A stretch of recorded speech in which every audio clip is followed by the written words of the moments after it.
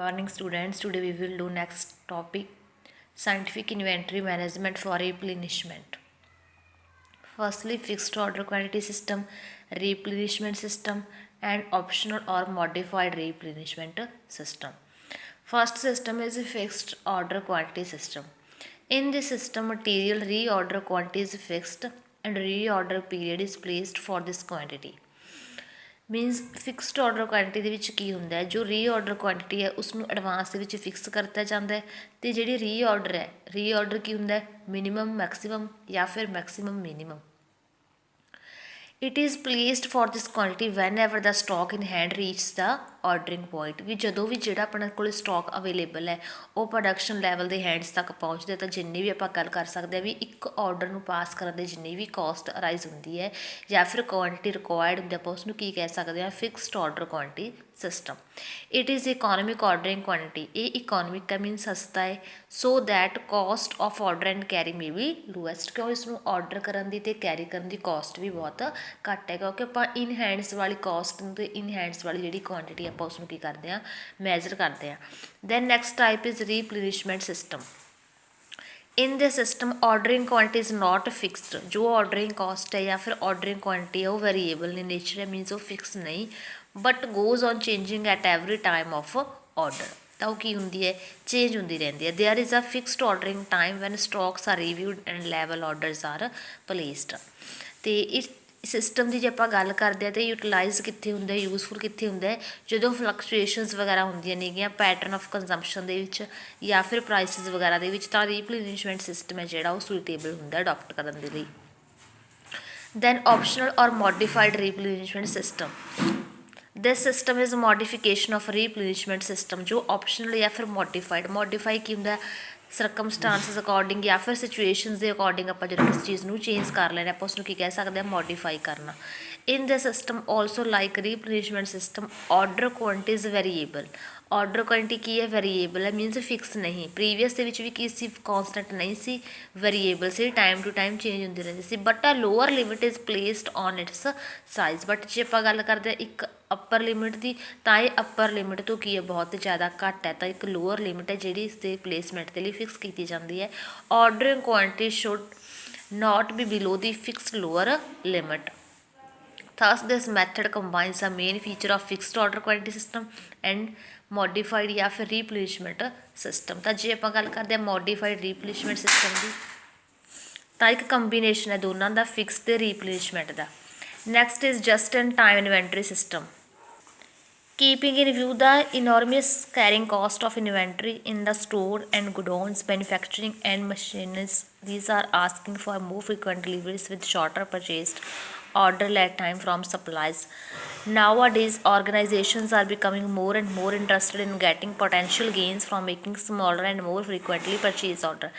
Just in time ਦਾ meaning ਕੀ ਹੈ, ਵੀ ਜੋ ਆਪਾਂ ਪਰਚੇਜ਼ ਆਰਡਰਸ ਆ ਉਹ ਮਿਨੀਮਮ ਤੋਂ ਮਿਨੀਮਮ ਕਰਦੇ ਹਾਂ, ਕਿਉਂਕਿ ਜੋ ਆਪਣਾ ਸਟਾਕ ਹੈ ਜੋ ਆਪਾਂ ਸੇਵ ਕਰ ਲੈਂਦੇ ਹਾਂ ਐਡਵਾਂਸ ਦੇ ਵਿੱਚ, ਉਸਨੂੰ ਸਪੋਇਲੇਜ ਹੋਣ ਤੋਂ ਜਾਂ ਫਿਰ ਆਬਸੋਲੀਸੈਂਸ ਹੋਣ ਤੋਂ ਆਪਾਂ ਉਸਨੂੰ ਬਚਾ ਸਕੀਏ।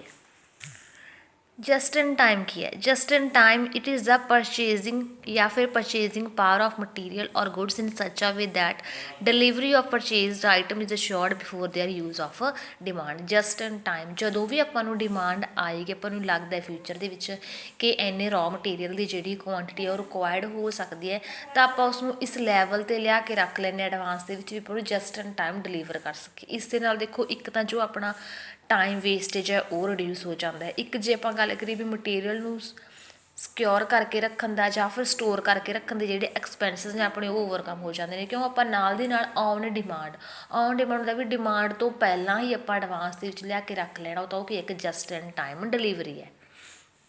ਨੈਕਸਟ ਦੇਖੋ ਇੱਕ ਇਲਸਟ੍ਰੇਸ਼ਨ ਹੈ, ਤੁਹਾਨੂੰ ਕੀਤੀ ਹੋਈ ਹੈ ਅਮਾਊਂਟ ਰਿਕੁਆਇਰਡ ਦਿੱਤੀ ਹੈ, ਯੂਨਿਟਸ ਆਰਡਰਿੰਗ ਕੁਆਂਟਿਟੀ ਦਿੱਤੀ ਹੈ ਅਤੇ ਪ੍ਰਾਈਸ ਪਰ ਯੂਨਿਟ। ਤਾਂ EOQ ਦੇ ਵਿੱਚ ਦੇਖੋ ਕੱਲ੍ਹ ਆਪਾਂ ਨੇ ਕੀਤਾ ਸੀ 2AO upon I, A ਸੀ ਐਨੂਅਲ ਕੰਜ਼ੰਪਸ਼ਨ, O ਸੀ ਆਰਡਰਿੰਗ ਕਾਸਟ ਐਂਡ I ਸੀ ਇਨਵੈਂਟਰੀ ਕਾਸਟ। ਤਾਂ ਐਨੂਅਲ ਲਗਾ ਲਓ ਤੁਸੀਂ ਜਾਂ ਫਿਰ ਯੂਨਿਟਸ ਲਗਾ ਲਓ, ਗੱਲ ਤਾਂ ਕੁਆਂਟਿਟੀ ਦੀ ਹੈ, ਤਾਂ ਆਪਾਂ UP ਵੀ ਲੈ ਸਕਦੇ ਹਾਂ। ਅਪੋਨ ਦੇ ਵਿੱਚ IP ਕੀ ਹੁੰਦਾ, ਪ੍ਰਾਈਸ, ਉਹ ਕੀ ਸੀ ਆਰਡਰਿੰਗ ਕਾਸਟ। ਤਾਂ ਆਰਡਰਿੰਗ ਕਾਸਟ ਦੇ ਉੱਪਰ ਆਪਾਂ ਕੀ ਪੇ ਕਰ ਰਹੇ ਹਾਂ, ਪ੍ਰਾਈਸ ਪੇ ਕਰ ਰਹੇ ਹਾਂ।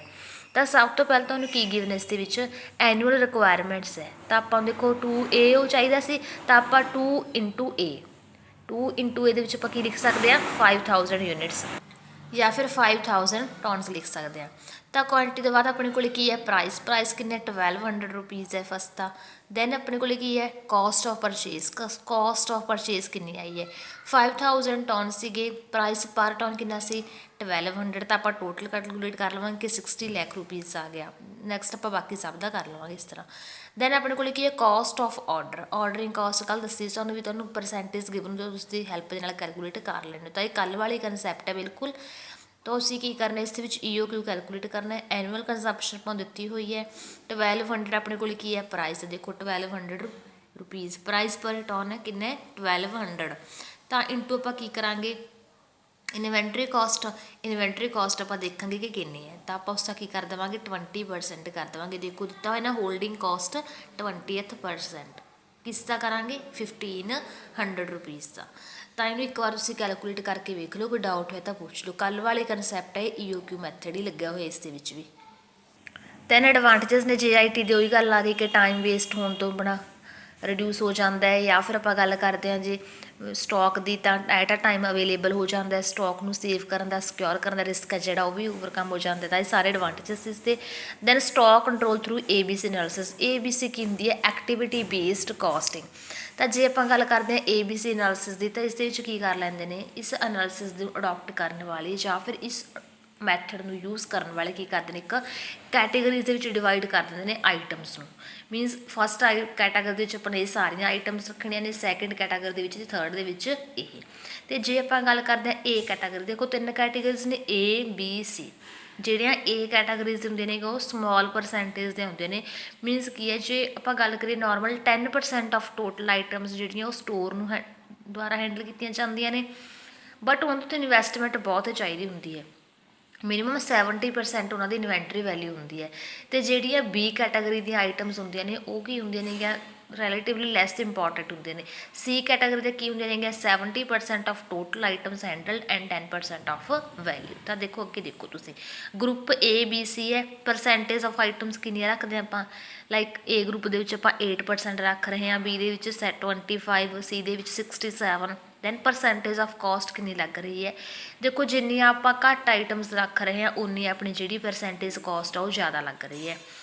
8% ਰੱਖੀ ਤਾਂ ਆਪਣੀ ਕਿੰਨੀ ਜ਼ਿਆਦਾ ਕਾਸਟ ਆਈ ਹੈ 75%। 25% ਰੱਖੀ ਤਾਂ 20%। ਜੇ 67 ਰੱਖੀ ਤਾਂ ਆਪਣੀ ਹੋਰ ਵੀ ਘੱਟ ਗਈ ਕਾਸਟ ਕਿੰਨੀ ਰਹਿ ਚੁੱਕੀ ਹੈ 5%। ਤਾਂ ਇੱਕ ਕੀ ਹੈ ABC ਐਨਾਲਿਸਿਸ ਹੈ। ਮੀਨਸ ਆਪਾਂ ਓਵਰਆਲ ਕਾਸਟ ਨੂੰ ਰਿਡਿਊਸ ਕਰਨ ਦੇ ਲਈ ਨੰਬਰ ਆਫ ਆਈਟਮਸ ਨੂੰ ਕੈਟੇਗਰੀਜ਼ ਦੇ ਵਿੱਚ ਕੀ ਕਰ ਦਿੰਦੇ ਆ ਡਿਵਾਈਡ ਕਰ ਦਿੰਦੇ ਆ। All types of material control purchase store issues are to strictly applied in case of items of A group. In case of C item and elaborate material control is not exercise. ਤਾਂ ਇਹ ਤਾਂ ਇੱਕ type ਦੱਸੀ ਗਈ ਇੱਥੇ ਵੀ A category ਦੇ ਵਿੱਚ ਕਿਹੜੀਆਂ ਆਈਟਮਸ ਨੂੰ ਰੱਖਣਾ ਅਤੇ B ਦੇ ਵਿੱਚ ਕਿਹੜੀਆਂ ਅਤੇ C ਦੇ ਵਿੱਚ ਕਿਹੜੀਆਂ ਨੂੰ। ਠੀਕ ਹੈ, ਤਾਂ ਇਸ ਦੇ ਐਡਵਾਂਟੇਜਸ ਕੀ ਹੋ ਗਏ, ਦੇਖੋ ਇੱਕ ਸਟ੍ਰਿਕਟ ਕੰਟਰੋਲ ਹੋ ਗਿਆ ਨਾ, ਜਦੋਂ ਆਪਣੇ ਨੰਬਰ ਆਫ ਆਈਟਮਸ ਨੂੰ ਕੈਟਾਗਰਾਈਜ਼ ਕਰ ਦਿੱਤਾ ਆਪਾਂ ਨੇ ਤਾਂ ਜਿਹੜੀ ਆਪਣੀ ਓਵਰਆਲ ਕਾਸਟ ਆਪਣੇ ਆਪ ਕੀ ਹੋ ਜਾਂਦੀ ਹੈ ਰਿਡਿਊਸ ਹੋ ਜਾਂਦੀ ਹੈ। ਆਪਾਂ ਨੂੰ ਇਨਵੈਂਟਰੀ ਦੇ ਵਿੱਚ ਜਿਹੜੀ ਬਹੁਤ ਜ਼ਿਆਦਾ ਅਮਾਊਂਟ ਇਨਵੈਸਟਮੈਂਟ ਕਰਨ ਦੀ ਜ਼ਰੂਰਤ ਹੈ ਨਹੀਂ ਕਿਉਂਕਿ ਆਪਾਂ ਆਈਟਮਸ ਦੇ ਅਕੋਰਡਿੰਗ ਇਨਵੈਸਟਮੈਂਟ ਕਰ ਰਹੇ ਹਾਂ। ਸਟੋਰੇਜ ਕਾਸਟ ਵੀ ਰਿਡਿਊਸ ਹੋ ਚੁੱਕੀ ਹੈ ਇੱਥੇ, ਸੇਮ ਕਿਸ ਵਾਂਗ ਇਹ JIT ਵਾਂਗ ਹੈ। ਨੈਕਸਟ ਕੁਝ ਫੀਚਰਸ ਨੇ ਇਸਦੇ ਕਰ ਲਿਓ ਇੱਕ ਵਾਰ। ਆਪਾਂ ਨੈਕਸਟ ਕਰਦੇ ਹਾਂ VED analysis, vital essential and ਡਿਜ਼ਾਇਰੇਬਲ।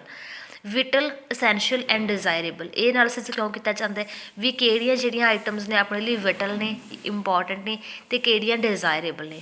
Keeping in view ਦੀ ਕ੍ਰਿਟੀਕਲੀ ਟੂ ਪ੍ਰੋਡਕਸ਼ਨ ਦਾ ਸਪੇਅਰਸ ਦਾ ਸਟਾਕ ਆਊਟ ਆਫ ਵਿਚ even for a short time will stop production for quite some time and where the cost of stock out is very high known as vital spare. Vital ਕੀ ਹੁੰਦਾ ਵੀ ਜਿਨ੍ਹਾਂ ਦੀ caste ਬਹੁਤ ਜ਼ਿਆਦਾ high ਆਪਾਂ ਉਹਨੂੰ ਕੀ ਕਹਿ ਦਿੰਦੇ ਆ ਵਿਟਲ ਕਹਿ ਦਿੰਦੇ ਆ। ਅਤੇ ਜਿਹੜੇ ਕੀ ਹੁੰਦੇ ਨੇ ਟੋਲਰੇਟਡ ਹੁੰਦੇ ਨੇ ਕੁਛ ਕੁ ਈਅਰਸ ਦੇ ਆਪਾਂ ਉਹਨਾਂ ਨੂੰ ਮੈਨੇਜ ਕਰ ਸਕਦੇ ਹਾਂ ਜਾਂ ਟੋਲਰੇਟ ਕਰ ਸਕਦੇ ਹੋ ਕੀ ਹੁੰਦੇ ਨੇ ਆਪਣੇ essentials ਹੁੰਦੇ ਨੇਗੇ। ਮੀਨਸ ਇਹ ਨੀਡਡ ਨੇ ਹਰ ਇੱਕ ਲੈਵਲ 'ਤੇ ਇਹਨਾਂ ਦੀ ਐਬਸੈਂਸ ਨਾਲ ਵਰਕ ਜਿਹੜਾ ਆਪਣਾ ਕੀ ਹੋ ਜਾਂਦਾ ਸਟੋਪ ਹੋ ਜਾਂਦਾ।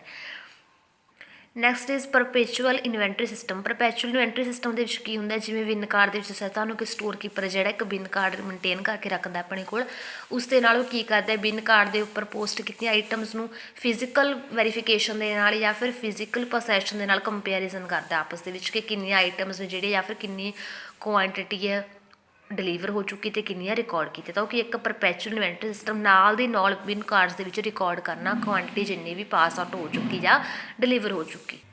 ਨੈਕਸਟ ਇਲਸਟ੍ਰੇਸ਼ਨ ਨੰਬਰ 18 ਹੈ, ਆਪਾਂ ਇਲਸਟ੍ਰੇਸ਼ਨ ਕਰਦੇ ਹਾਂ 18th। ਇਸ ਦੇ ਵਿੱਚ ਕੀ ਹੈ, ਸਟਾਕ ਕਾਰਡ ਯੂਨਿਟਸ ਗਿਵਨ ਨੇ, ਲੈਜ਼ਰ ਯੂਨਿਟਸ ਨੇ, ਫਿਜ਼ੀਕਲ ਚੈੱਕ ਯੂਨਿਟਸ ਨੇ ਤੇ ਕਾਸਟ ਪਰ ਯੂਨਿਟ ਹੈ।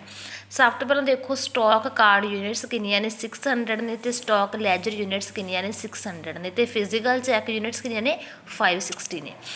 ਤਾਂ ਜੇ ਆਪਾਂ ਗੱਲ ਕਰੀਏ ਸਭ ਤੋਂ ਪਹਿਲਾਂ ਪ੍ਰੋਫਿਟ ਐਂਡ ਲਾਸ ਅਕਾਊਂਟ ਦੀ ਜਾਂ ਫਿਰ ਸਟੋਰ ਲੈਜਰ ਕੰਟਰੋਲ ਅਕਾਊਂਟ ਦੀ, ਤਾਂ ਇਸ ਦੇ ਵਿੱਚ ਤੁਸੀਂ ਕੀ ਕਰਨਾ ਹੈ, 600 ਯੂਨਿਟਸ ਦੇ ਵਿੱਚੋਂ ਕੀ ਕਰਨਾ ਹੈ ਤੁਸੀਂ 560 ਯੂਨਿਟਸ ਨੇ ਜਿਹੜੀਆਂ ਉਸਨੂੰ ਕੀ ਕਰ ਦੇਣਾ, ਮਾਈਨਸ ਕਰ ਦੇਣਾ। 600 ਦੇ ਵਿੱਚੋਂ 560 ਮਾਈਨਸ ਕਰੋ ਤਾਂ ਕਿੰਨਾ ਆ ਜਾਏਗਾ, 40 ਆ ਜਾਏਗਾ। 40 ਨੂੰ ਮਲਟੀਪਲਾਈ ਕਿਸ ਨਾਲ ਕਰਨਾ ਹੈ, ਕਾਸਟ ਪਰ ਯੂਨਿਟ ਦੇ ਨਾਲ, ਤਾਂ 40 × 60 ਕਿੰਨਾ ਆ ਜਾਏਗਾ, 2400 ਰੁਪੀਜ਼ ਆ ਜਾਣਗੇ। ਠੀਕ ਹੈ, ਤਾਂ ਆਪਾਂ ਇਸ ਦੀ ਐਂਟਰੀ ਪਾ ਦੇਵਾਂਗੇ। ਅਮਾਊਂਟ ਤੁਹਾਨੂੰ ਪਤਾ ਲੱਗ ਗਈ, ਐਂਟਰੀ ਪੋਸਟ ਕਰ ਲਓ ਇਸ ਦੀ। ਉਸ ਤੋਂ ਬਾਅਦ ਦੇਖੋ 385 ਹੈ ਅਤੇ 380 ਹੈ। 385 ਦਾ ਆਪਾਂ ਨੇ ਕੀ ਕਰਨਾ ਹੈ, 385 ਦੇ ਵਿੱਚੋਂ 380 ਮਾਈਨਸ ਕਰਾਂਗੇ ਤਾਂ ਕਿੰਨਾ ਆ ਜਾਏਗਾ, 5 × 40 ਕਰੋਗੇ ਤਾਂ ਕਿੰਨਾ ਆ ਜਾਏਗਾ, 200 ਆ ਜਾਏਗਾ। 40 × 5 ਜਾਂ ਫਿਰ 5 × 40 ਕਿੰਨਾ ਹੈ, 200 ਹੈ। ਨੈਕਸਟ ਕਿੰਨਾ ਹੈ, 720 ਅਤੇ 780 ਹੈ। 780 ਦੇ ਵਿੱਚੋਂ 720 ਮਾਈਨਸ ਕਰੋਗੇ 60 ਆ ਜਾਏਗਾ। 60 × 10 ਕਰੋਗੇ ਤਾਂ ਕਿੰਨਾ ਆ ਜਾਏਗਾ, 600 ਆ ਜਾਏਗਾ। ਤਾਂ ਇਹ ਆਈਟਮਸ ਆ ਗਈਆਂ A, B ਅਤੇ C। ਤਾਂ ਦੇਖੋ ਤੁਹਾਨੂੰ ਅਮਾਊਂਟ ਪਤਾ ਚੱਲ ਚੁੱਕੀ ਹੈ, ਹੁਣ ਸਿਰਫ ਤੁਹਾਨੂੰ ਐਂਟਰੀਜ਼ ਪਤਾ ਹੋਣੇ ਚਾਹੀਦੀਆਂ ਨੇ। ਸਭ ਤੋਂ ਪਹਿਲਾਂ ਦੇਖੋ ਆਪਾਂ ਐਂਟਰੀ ਪਾਵਾਂਗੇ ਪ੍ਰੋਫਿਟ ਐਂਡ ਲਾਸ ਅਕਾਊਂਟ ਦੀ। ਆਪਾਂ ਕਿਹੜਾ ਕਰ ਰਹੇ, ਇੱਥੇ ਲੈਜ਼ਰ ਅਕਾਊਂਟ ਕਰ ਰਹੇ ਤਾਂ ਟੂ ਲੈਜ਼ਰ ਅਕਾਊਂਟ ਕਰ ਦੇਵਾਂਗੇ। ਲੈਜ਼ਰ ਦੇ ਵਿੱਚ ਆਪਣੇ ਕੋਲ ਕਿੰਨਾ ਸੀ, ਉਹੀ ਅਮਾਊਂਟ ਆਪਣੇ ਮਾਈਨਸ ਕੀਤੀ ਹੈ 780 ਅਤੇ 720 ਵਾਲੀ 60 ਵਾਲੀ, ਤਾਂ ਤੁਸੀਂ ਕਿੰਨੀ ਅਮਾਊਂਟ ਪਾ ਦੋਗੇ ਇੱਥੇ 2400। Next factory overhead control account ਹੈ ਵੀ ਟੂ ਸਟੋਕ ਲੈਜਰ ਜਾਂ ਫਿਰ ਸਟੋਰ ਲੈਜਰ, ਇਹ 2400 ਨਾਲ ਐਂਟਰੀਜ਼ ਪੈ ਜਾਣਗੀਆਂ। ਨੈਕਸਟ ਕੀ ਸੀ ਆਪਣਾ 200 ਰੁਪੀਜ਼ ਵਾਲਾ, ਸੋ ਕਿੱਥੋਂ ਆਇਆ ਸੀ ਆਪਣਾ 380 ਅਤੇ 385 ਦੇ ਵਿੱਚ, ਤਾਂ ਉਹ ਕਿਹਦਾ ਕੰਬੀਨੇਸ਼ਨ ਸੀ, ਸਟੋਰ ਲੈਜਰ ਦਾ। ਤਾਂ ਕੀ ਕਰਾਂਗੇ ਆਪਾਂ, store ledger account debit, then ਇਹ 200 ਰੁਪੀਜ਼ ਦੇ ਆਪਾਂ ਨੇ ਫਰਦਰ ਐਂਟਰੀ ਪੋਸਟ ਕਰ ਦਿੱਤੀ।